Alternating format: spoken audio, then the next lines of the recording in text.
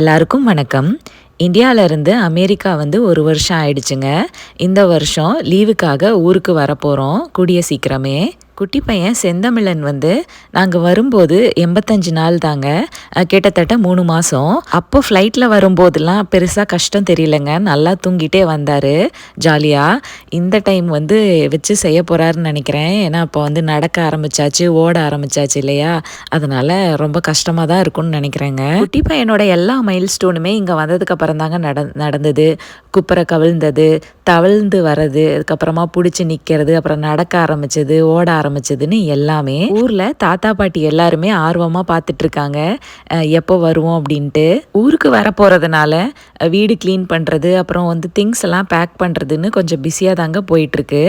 கொஞ்ச நாள் இந்தியாவில் லீவுக்காக இருந்துட்டு மறுபடியும் அமெரிக்கா வந்துருவோங்க. வேறொரு பதிவில் சந்திக்கலாம்.